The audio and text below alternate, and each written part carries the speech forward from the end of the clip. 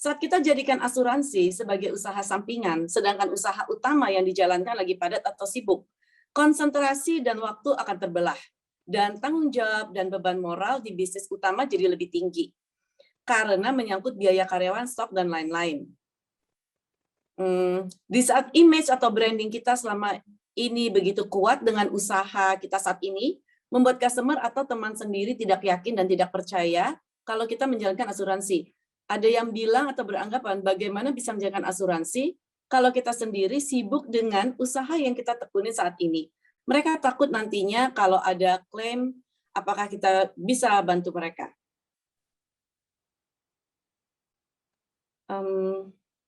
Sebetulnya pertanyaannya apa ya? Oke. Ada beberapa pertanyaan. Iya, ada beberapa pertanyaan. Apakah ini terpisah atau masing-masing? Jadi silakan ditranslate. Yang pertama dia nanya adalah gimana ya kalau ini sebenarnya bisnis sampingan di asuransi, tapi sebenarnya dia ada bisnis utama di kerjaan, ya kan? Terus lagi sibuk nih. Kalau saya nggak salah nangkep, dia nanyanya itu yang pertama, ya. Nah itu saya bilang, nah ini yang menarik nih. Kok siapa yang kasih tahu di sini adalah bisnis sampingan? Jangan-jangan. Nah, ini para BI, para BP kalau mau rekrut orang, kata-kata yang dibilang tambahan bisnis itu udah mulai haram dipakai. Ya. Mau dapat income tambahan nggak? Gitu. Siapa yang suka ngomong begitu? Ya. Kalau mau dapat income tambahan itu adalah dianggap udah nyamping jadinya, ya. Beda kalau misalnya kita bilang ada yang mau dapat bisnis income nggak? Nah, jadi income tambahan itu harus old way ya. Kita harus ganti menjadi new way ya. Tadi kan ada tuh yang saya bilang old way yang udah nggak bisa pakai efisien, ganti new way. Cara kata-kata kita ganti. Income tambahan sama bisnis income itu totally beda. Old way orang suka bilang ya, bisnisnya di sini oke lu, nggak pakai modal ini. Siapa yang suka ngomong kayak begitu? Makanya disampingkan ya. Dia akan fokusnya dengan yang dia taruh modal, benar ya? Ya, jadi kita ganti ke new way. Mau nggak bisnis dimodalin? Lah beda lu. Kalau dimodalin itu bisa saja temporary loh, ya bisa saja begitu dia lewat kesempatannya udah nggak bisa dimodalin lagi. Actually bisnis kita itu dimodalin loh, dibrandingin sama aliansnya, pajaknya diurusin, ya nggak sih, produknya dia bikinin, dia survei produknya itu udah hemat kita, klaim dia urusin, kita cuma fokus disuruh bangun gitu loh jaringannya dan lakukan selling dan rekrut. Jadi udah banyak sekali kerjaan kita sebagai pembisnis itu diambil udah dibantu ini, ya. Nah, jadi kita bilang gitu, mau nggak punya bisnis dimodalin, tapi profit yang terbesar buat kamu. Itu kalau dia nggak mau rugi banget deh rasanya. Ya, jadi kita lihat old way kita ganti menjadi new way. Nah, kalau misalnya ada pemikiran kayak begitu, selama orangnya melihat bahwa di sini adalah bisnis sampingan, balik tanya, menurut kamu kalau menurut kamu ada nggak di perusahaan kamu ya yang income-nya itu 1 miliar? Setahun dulu deh. Ada berapa ratus? Gitu tanyanya ya. Dia mikir-mikir ada berapa ratus ya? Gak ada berapa ratus, berapa puluh? Gak ada berapa puluh, berapa belas? Gak ada berapa belas. Berapa jadinya? Biasanya saya tanya gitu. Dia bilang, paling kurang dari 5. Kalau misalnya ada usaha yang dapatnya miliaran itu ratusan orangnya, menurut kamu bisa nggak dianggap sampingan? Sampingan tapi income-nya miliaran loh. Gimana? Gimana tuh menurut kamu? Gitu. Ya. Nah, jadi itu hanya shifting aja cara mindsetnya dia melihat dari bisnis kita. Kayak gitu. Ya. Nah, terus pertanyaan yang kedua. Saya lupa dia nanya. Oke, pertanyaan yang kedua itu sebetulnya sama, lebih berupa statement, tapi kira-kira seperti ini. Kalau yang mengajak ini, agen yang mengajak ini tuh fokus di sini. Dan sementara si yang diajak ini, prospek yang mau direkrut ini merasa, ya kamu itu berhasil karena fokus di sini. Tidak seperti dia yang punya bisnis. Maksudnya karena full time ya, bukan karena seperti dia yang ada kerjaan atau usaha yang dia jalankan juga butuh waktu dan komitmen tadi, belum tentu bisa seperti yang mengajak, maksudnya gitu. Oke, berarti itu mesti kita benerin mindset tentang kesuksesan ya.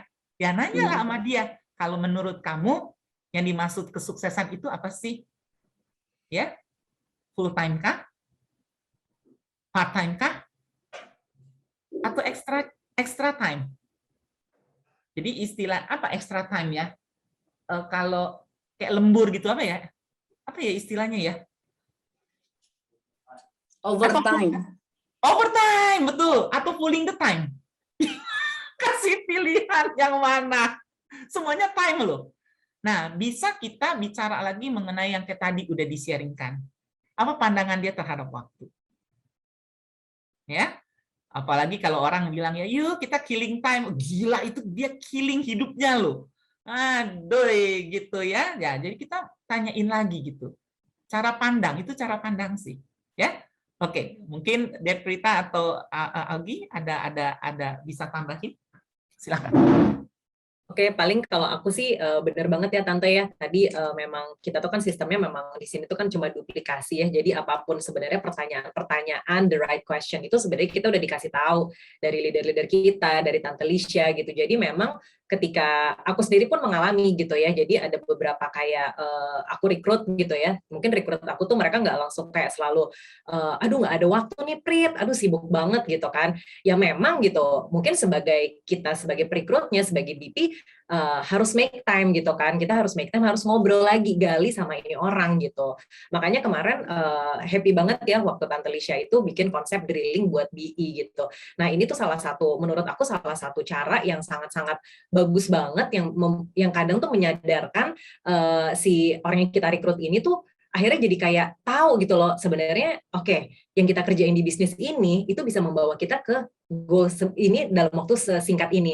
Tapi kalau misalnya kita menjalani dengan cara yang biasa gitu kan, aku akan tanya lagi, oke kalau kamu kerja kayak kemarin baru kejadian sama salah satu BI-ku, dia bilang aduh kerja persis kayak yang diceritain sama Augie kan, dia kerja udah sampai anaknya nggak bisa dia udah stres banget gitu kan, sampai disuruh megang 10 website. Terus aku tanya worth it nggak sih gitu kan kamu ngerjain kayak begitu gitu. Jadi balik lagi ketika kita mempertanyakan pertanyaan-pertanyaan yang tepat itu tuh mereka yang akan jadi kayak terbuka sendiri gitu sih. Jadi aku setuju banget sih gitu sama tadi katanya Tante Lisha, memang kita harus kasih orang-orang ini tuh cuma pertanyaan-pertanyaan yang tepat, karena ketika mereka udah tahu nih mau apa di bisnis ini, percaya deh mereka akan make time gitu untuk bisnis ini gitu. Masalahnya pilihan aja gitu. Itu dari aku sih. Oke. Cukup atau Augie ada yang berbeda? Augie ada tambahan, silakan. Mungkin aku kayak nambahin lebih ke tadi kan pertanyaannya ada menyangkut juga tentang masih ada main bisnis gitu ya. Kalau aku mungkin agak sedikit nyerempet aja. Gimana dulu pada saat aku memutuskan untuk kayak oke aku mau full time di sini. Sebenarnya mindset yang aku pegang dan sangat ulang-ulang terus sama leader aku adalah kalau kita ego kita masih minta dikasih makan tentang apa yang suka kita lakukan, yang kayak passion gitu ya, kayak oh aku tuh karena dulu aku belajarnya, misalnya karena aku itu dulu belajarnya misalnya fotografi gitu, jadi aku harus menjadi fotografer. Kan banyak juga ya orang yang melihat ke depannya tuh mau menjadi apa based on kayak pasnya dia gitu. Nah ini juga waktu itu sangat membuka pikiran aku sih. Jadi gini, kayak kadang-kadang kita itu mau ngelakuin sesuatu yang menyenangkan buat kita doang. Kayak menyenangkan ego kita doang gitu kayak.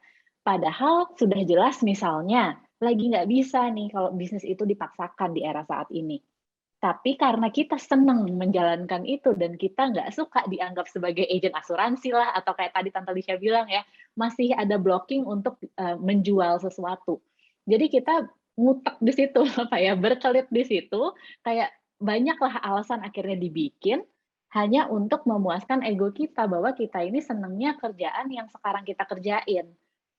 Nah, sementara waktu itu akhirnya aku coba puter gitu ya. Gimana kalau gini deh, sekarang aku pakai 5 tahun aku ini untuk kerja keras setengah mati di sini, tapi habis itu mau aku foto aja kerjaannya seumur hidup, kayak bisa gitu.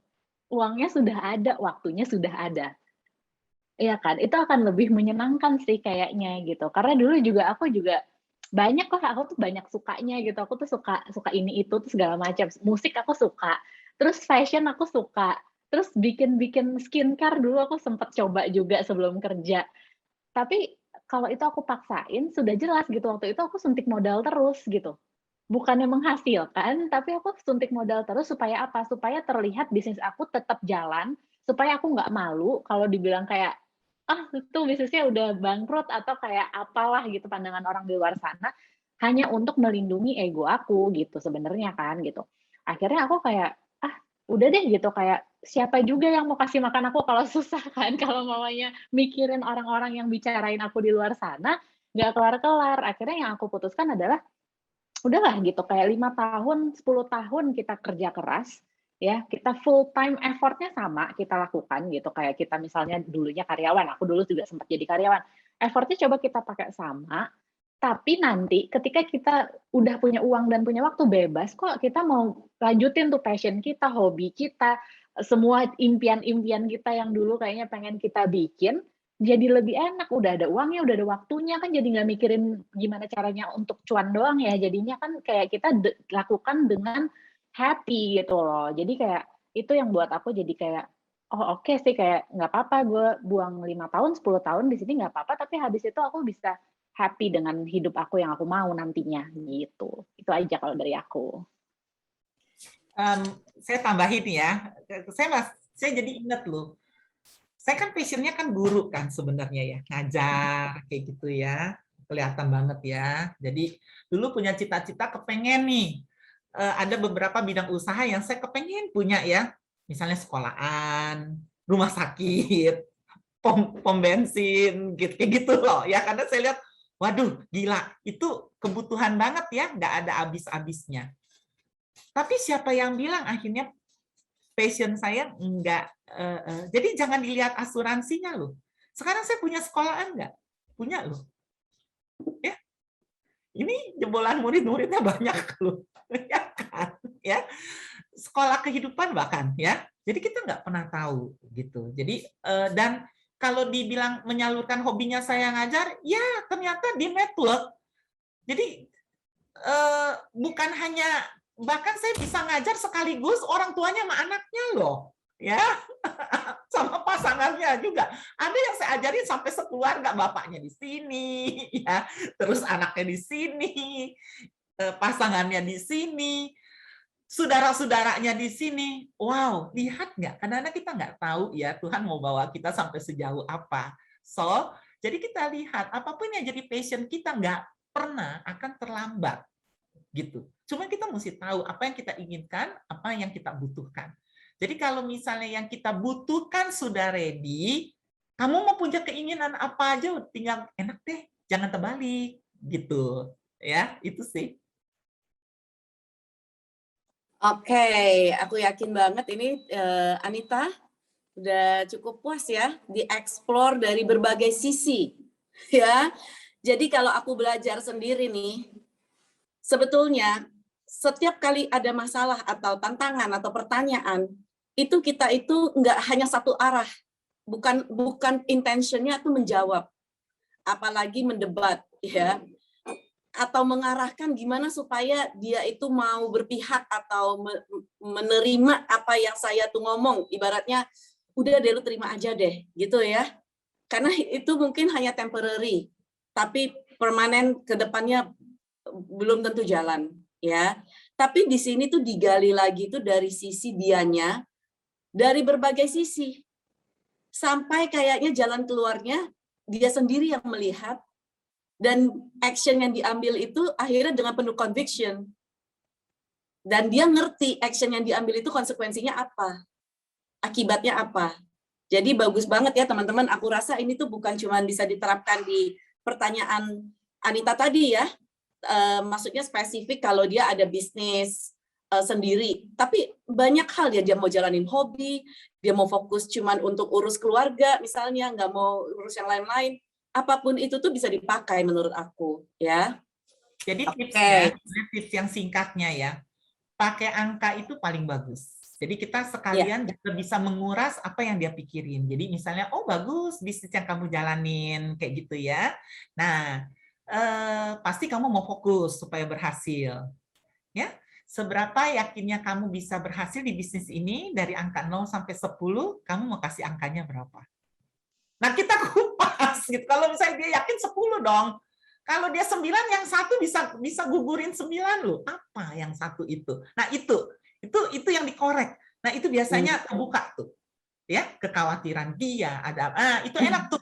Jadi kalau udah ada kayak gitu, dan kita baru kita fokusin ke situ. Jadi bukan yang ngenyek, tapi kita sebagai problem solver ya. Jadi orang nggak lihatnya, tuh si orang asuransi tuh datang, kan nggak enak. Tapi dia bisa lu bantu gua lu, ya, kan enak, kayak gitu ya. Makanya kita dengerin. Jadi buat kita juga nambah wawasan teman-teman, karena dari apa yang jadi pemikiran orang, apa itu memperkaya kita loh. Itu nggak dapet di sekolahan, tapi di lapangan itu banyak sekali. Jadi kita cuma nanya aja apa yang jadi kekhawatiran dia, apa yang jadi keyakinan dia, apa itu kita. Kalau misalnya kita juga bisa istilah gini, do not reject, neglect, or accept, gitu ya. But if you think ini bisa membuat kamu mendekati apa yang menjadi impian kamu, take the best through the rest. Jadi itu prinsip yang saya pakai gitu. Jadi kalau itu, wow, makanya saya bilang kalau saya dalam situasi apapun pasti kita dapat pembelajaran sesuatu. Jadi kita nggak ada yang namanya sia-sia. Sia-sia itu kok kita tidak lakukan apa-apa. Sia-sia itu kalau kita penuh ketakutan. Ya, tapi kalau misalnya kita lakukan, itu selalu ada hasilnya, nggak mungkin nggak.